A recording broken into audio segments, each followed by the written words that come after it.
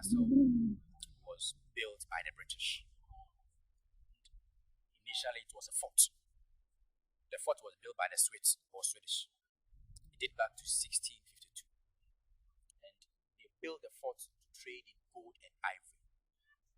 But the fort was attacked on several occasions. It was attacked by the Danish, attacked by the Dutch, and later British had it and developed the fort into the status of a castle. And it took the British over 60 years to put up the castle. So it was built in stages. And I was saying that they used cheap African slave labor to build a castle. And some of the building materials they used were imported from England. They were using bent bricks from England. They used marble stones, lime powder, lime mortar, and wood. So there is no cement mortar nor iron rods in the structure here. And when it comes to Ghana, we have 3 castles in Ghana. We have Elmina Castle or St. George's Castle. We have the Christian Book Castle, Accra Osu, and Cape Coast Castle. And we have about 14 forts in Ghana. Some of the captives were captured from the neighboring African countries. So not in Ghana per se or only. Some came from Nigeria, the Gambia, Senegal, Benin, Angola, Togo to the coast. But they were made to walk through bush paths with chains and shackles.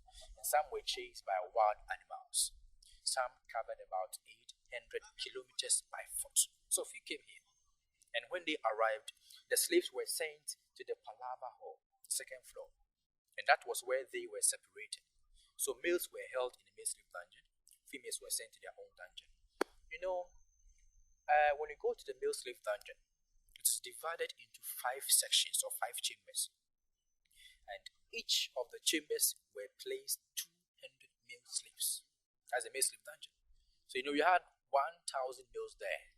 And over there, before they were confined, the slaves or the captives were branded by the British soldiers.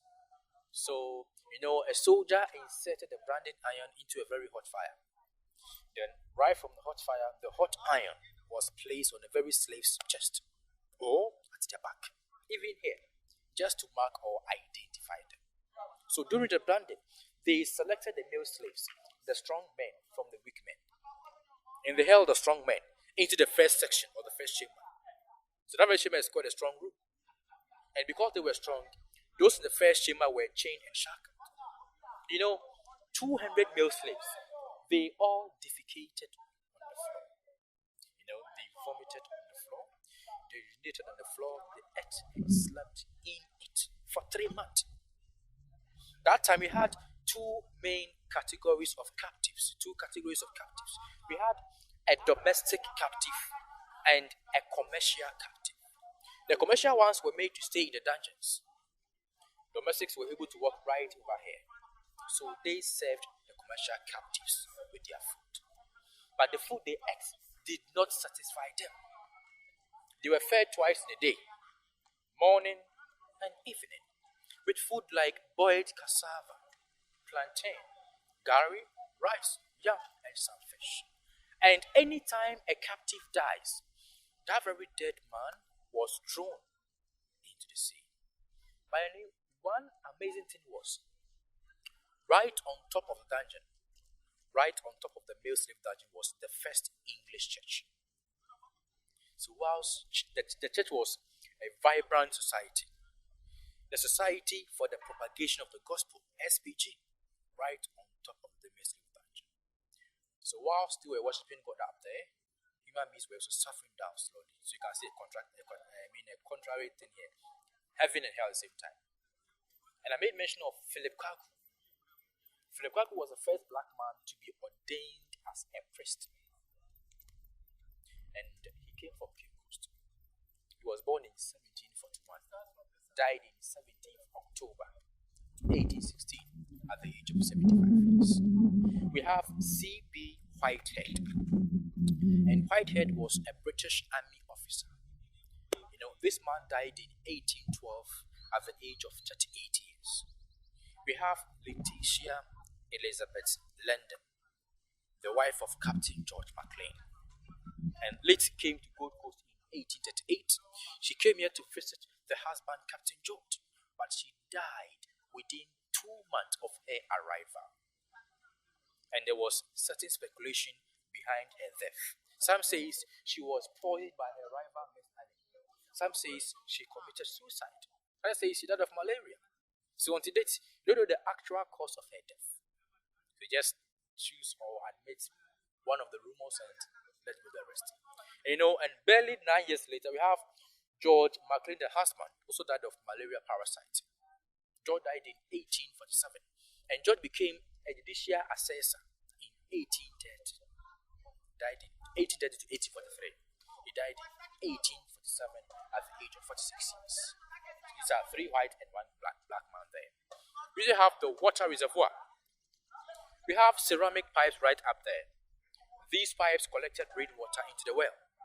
So people were drinking rainwater. But right now, it has been changed from rainwater into a pipe-borne water. We have the cannons, mortars, and the mortar balls and cannonballs as well. The mortar fired to a range of 100 meters away. Cannon fired to 600 meters away. So these were used by the British soldiers that time. We have the punishment cell made for the female slaves, those who resisted to be raped or who did not allow themselves to be raped. We have the female slave dungeon. That is divided into 2 chambers, each 150 slaves in each of the chambers. We have the door of no return. We still have door of return. The door of return was written in 1st August 1998 when Ghana celebrated a festival by name Emancipation Day. That time, 2 mortal remains were exhumed. They were Samuel Carson from USA, Madame Crystal, Jamaica. They were erstwhile captives. The remains were brought down to Ghana here. They were sent to Commanti. They came to the Cape Coast Castle by the sea. So when they arrived, they performed a very short ceremony at this courtyard here, just to break the motive behind the door of no return. Why? Because if a captive goes out, that very captive will never come back again to the castle that time. But after, the remains were carried through the door of no return out, and they were sent to the castle once again. So this time, the door of no return is no more functioning, but we have door of return rather in use. We also have the condemned cell, meant for the rebellious captives, those who made the attempt to escape, and those who fought against the soldiers were caught and held in the condemned cell to die. They were denied of food, water, air, and light. They made to stay there till they died, and after their dead bodies were thrown into the sea. We also have the governor's residence, where the governor really enjoyed himself, whilst he was raping the female captives as well. He had his bedroom and all that time. We have a very piece of information, or a plaque placed by the National House of Chiefs in Ghana way back in 1992. As a sign of apology to our forefathers or our ancestors. That time, our own Africans also took part in the slave trade. They are saying that such a wrongful behavior or act will never repeat itself again. Are you saying a small part of Africans actually took part? Exactly. I think you're correct. Yeah. By saying that. Yes. Our own people took part. In fact, our chiefs and some individuals also took part in the slave trade. Our own Africans. And I read, it says, in everlasting memory of the anguish of our ancestors, may those who died rest in peace, and may those who return find their root. May humanity never again perpetrate such injustice against humanity. So we, the living, vow to uphold this. So I will say that I hope all our African leaders and the Europeans will take a very great lesson from this. Because to me, be it an African or an European, I believe that you can see the color of the country, or let's say people, as one. You can see ourselves as one people. Because if you're all one, we can help and prevent this evil act never to happen again.